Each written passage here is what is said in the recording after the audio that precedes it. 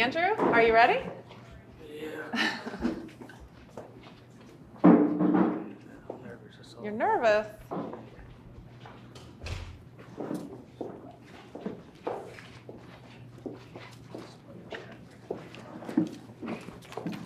Enough hour. Doing all right? All right, just relax. Forget about all the stuff going on, all right? So, you know why you're here, right? Yes, sir. Why don't you go ahead and talk to us about why you're in prison? I'm here for arson, breaking and entering, and theft, and resisting arrest and probation violation. Tell me about what you actually did. Probation violation are the crimes. The crime. Arson, I caught this apartment building on fire, and I broke into a gas station, robbed 30 cartons loose pack of cigarettes, and I ran from a cop. What was the probation violation for? I was accused of threatening to kill 3 girls. You were accused of, or you did? I did, sir. You did. Okay. How long have you been here? Going on 14 months, sir. 14 months. And what have you been doing since you've been here? What kind of programs have you been involved in? Thank you for a chance, employability, ART, and substance abuse. What kind of things have you learned through those programs? Well, substance abuse I already knew a lot about, but I learned how to control my anger and which way to go with my anger and how to go about it. And employability, I learned how to be a better employee. And substance abuse, that just gave me more examples of what could happen if I kept using the drugs. And thanks for a chance has helped me go around socials. I go about on the outs. What kinds of drugs have you been using? Marijuana, sir.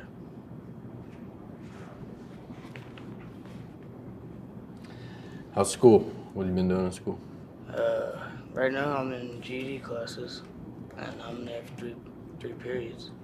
And I took a test over, I think 2 weeks ago, and I failed it. But I'm planning on going when I get home to retake it. But also I asked Mr. Novell if I can take it before I leave. See what I can do.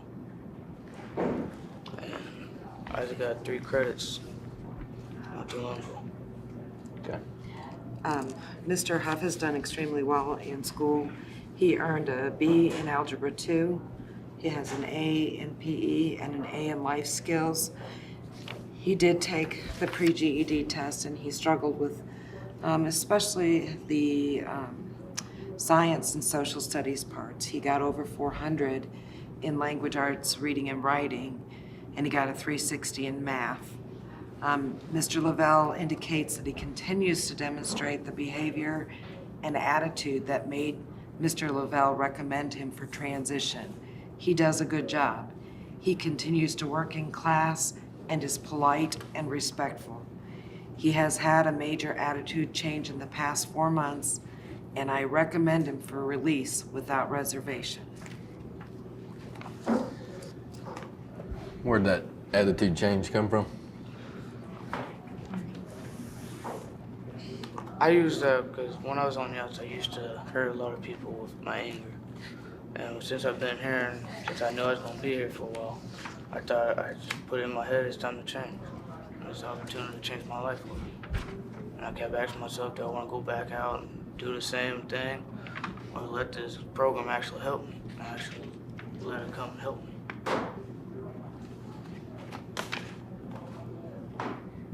Question. Yes. Go ahead. And you talked about how you had worked on your anger control. What are some skills that you learned from your ART group? Well, before, I didn't know how to talk to nobody. And I've been working on that since I've been here. And my main problem is I never did talk to nobody.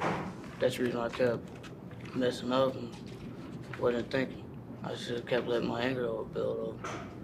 So I learned how to when my anger is coming, I know when to talk to somebody or step away from the situation. Okay.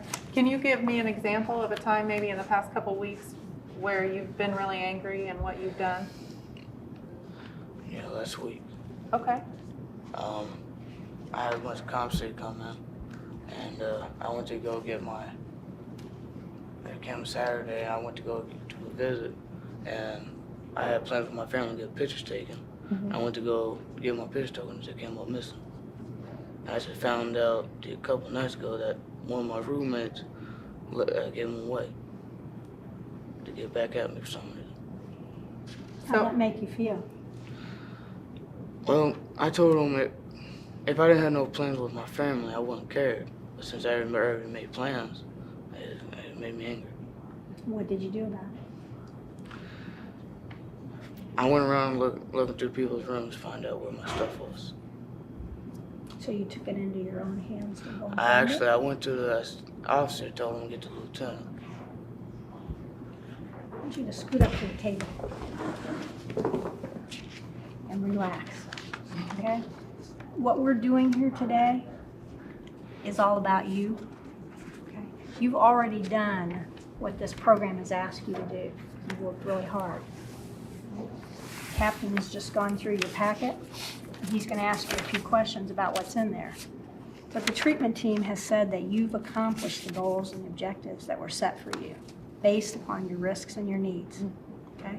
And that's something to be celebrated. And you said that you have some anger issues, that boil up inside of you, and that's what happened. That's what happened in the community. That's why you set a fire. That's why you threatened those girls. And I think the question Ms. Blessinger asks you is very, very important to this committee, how you answer that question. You need to convince us that you've got a handle on that and that you understand what it is that boils up inside of you and causes you to want to be so angry that you might hurt somebody, okay? So look at us and think about it. And remember that we have confidence that you've got the answer.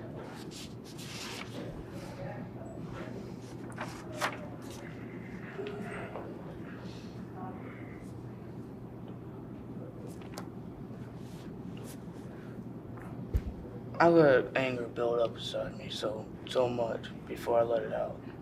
Got stress. Plus, lately I've been trying to go home, and I've been getting frustrated ever since. And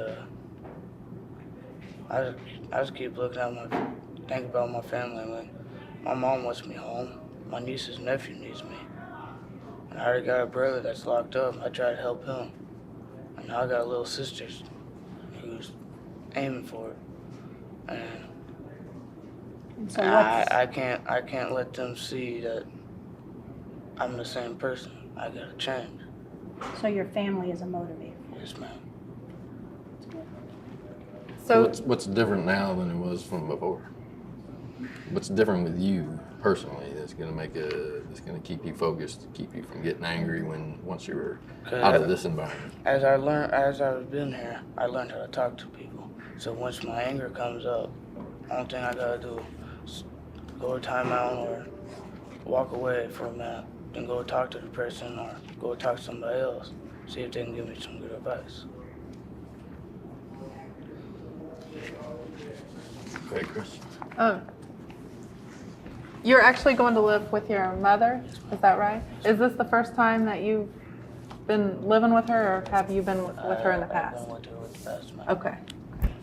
Have you had much contact with her since you've been here? I just had a visit 2 weeks ago, and I just called her yesterday Okay. because we had our first family session. Okay, so how did that first family session go? It's okay. Miss Price said we're gonna be doing another one after she comes back. Before you actually would go? Okay. All right. That's good.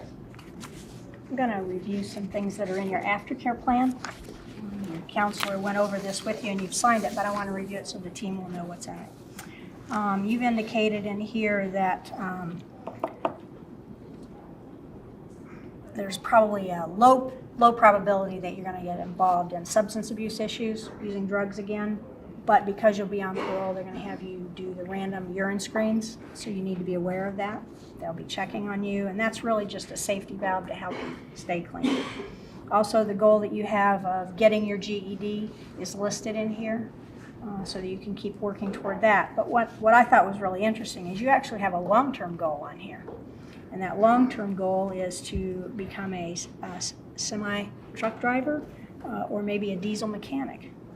So that will be something you can work toward to get your GED and get involved in vocational education. And that will be a wonderful thing. It also indicates on here that you will continue family counseling sessions. And it doesn't have a location listed in here. Do you know where you're going to do that? Quanco. Okay, very good. I'm also gonna go back to anger management counseling too, as I get out, to get extra help. That's good. That's a good decision. Andrew, are you going to be going to Southeast IU Career Center? Yes, ma'am. Okay, and you'll be enrolled in a GED program there? Okay, we also need to talk about your age. You are 18 years old. You will need to register yourself for the draft. We've talked about that at many case conferences. You do that by going to the post office. You might make that a part of your way home. Okay, just stop by the post office, fill out the card. Do you remember what we discussed about that? Not exactly. Okay, you have to every 18-year-old in the United States of America has to register their name when they turn 18. In the event that we wouldn't have enough enlisted men to go to war, if we would ever go to war, they would start to pull names from a pool of all those cards. So you, by law, everyone here, I know that Captain's done it. I'm pretty sure Mr. Dempsey's done it. You register your name. Just stop at the post office and pick up the card, okay? Yes, ma'am. Real easy.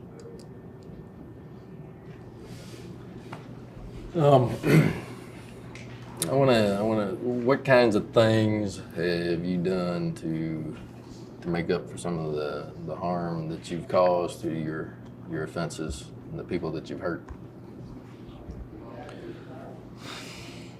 I really haven't done anything.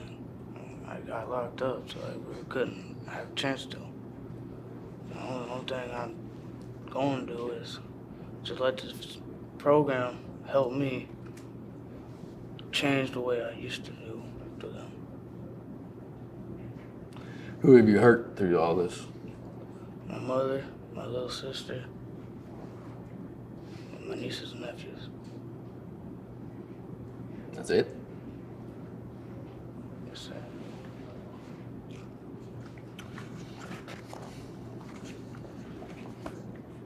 Who was it an apartment that you burnt down? The arson. Yeah. What? What about all the people that were impacted by that?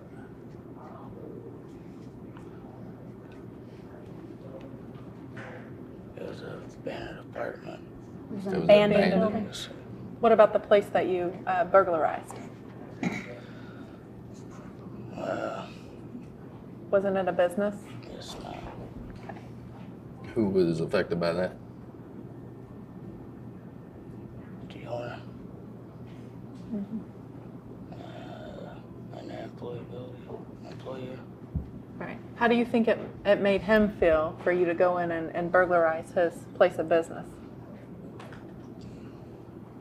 Probably upset him and probably made him mad. So you haven't given much thought to people that you victimized at all, have you? Not exactly. Did you talk about that in any of your groups?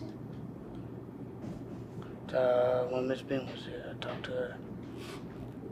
And the guy that owned the apartment building, he was actually going to work with me so I wouldn't have to do community service. He's going to, or make me pay. He's going to let me help him restore the building. So when did you have contact with that issue? Was it before you came to the facility or after you got Right here? before I got here.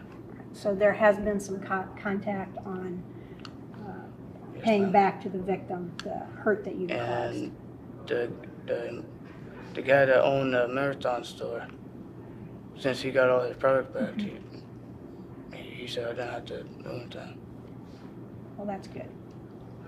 And what about the 3 people that you threatened to hurt or kill, was it? Who were they? One was my ex, one was my brother's ex, and one was my cousin's ex. Do you think they were impacted by that at all? I don't know. I know one of them was. How were they impacted? Upset, scared, worried. How do you feel about that?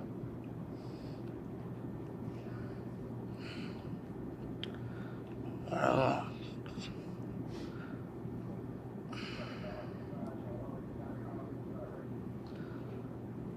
I feel bad for what I done, but I know I can't change it, so.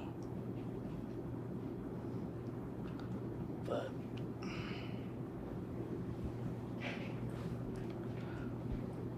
I think I can try to help them, apologize to them, try to make things right with them. Get them not to be scared of me anymore. Yeah, it's up to you to make a difference. You need to recognize the fact that you've victimized people and that the things that you've done have hurt people, all right? And you need to make some reparations for that, okay? Yes, sir. All right. You make anything else? Yeah, I do have one question. What changed in November? Up until November, you got 2, 3, 4 conduct reports a month, every month, just like clockwork. What changed? The fact that I'm tired of being here, and I've grown up, and I said it's time to go. And I realized that keep getting these conduct reports ain't gonna help me go home. And if I keep getting them, I'm just gonna stay here longer, hurt my family, hurt myself, and hurt the people that wants me home. So my thinking, the way I did things, I can say that's what changed. 'Cause I did a lot more thinking after I did all that, and I finally came up with a solution. We probably came up with the right solution. Okay. Now your problem's gonna be, you have to think before you act. Yes, sir. Okay. Andrew, right now, right here, this very moment, I'm very proud of you. Do you know why? Because you've been honest with us, because you've spoken from the heart, and because there's no doubt in my mind that you mean what you're saying right now. The real key for your future and those people that you really care about is whether or not you can keep that honesty and sincerity right out in front of you as you walk out this door. Because that's what will lead you in the right direction. Honesty and sincerity and caring about other people. And I think you do. Wanting to be a better person. It's important. If nothing else, you got to do it for yourself. Okay? Before I got here, when I was locked up before, I made a plan before I got released that I was going to try to help others. And I got locked up and realized I didn't do much of anything. I just made things worse. Okay. And that's what I want to continue to do when I get home. Absolutely. Okay, do you have questions for us? Can't think of anything.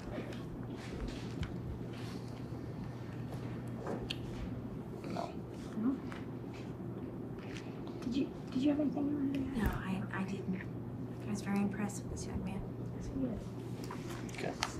All right, at this time, we'll ask for a vote of the committee on the recommendation of the promotion of Andrew to the release phase. Ms. Blessinger? I agree. I support also. I do too. I agree. I support. Congratulations, you're promoted to the release phase. Don't forget everything you learned, all right? Yes, You can sir. breathe now. Thank you. Congratulations. Good job. You did good. Hey, good job. Oh.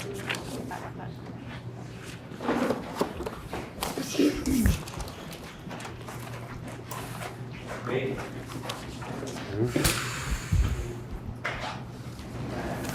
luck, man.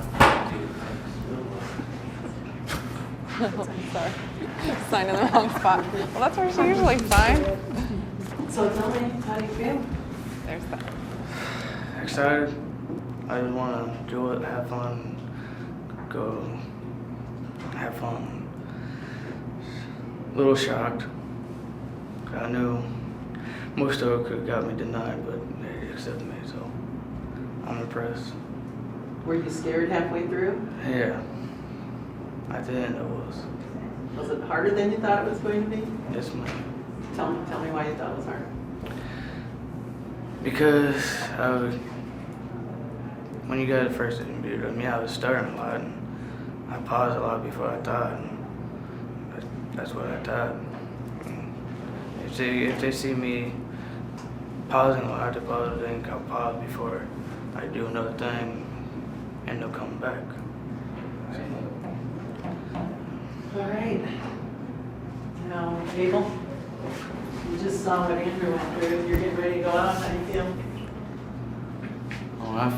I don't feel nervous. I do, but I'm just, whatever happens, happens. I know I'm gonna make it. Hopefully. How do you feel for Andrew? I feel proud. It's good that he made it, and he needs to go home. We all do. Say that again, please. Excuse me? What you just said was really good. Can you say that again, please? Yeah, I said he needs to go home, and we all do need to go home.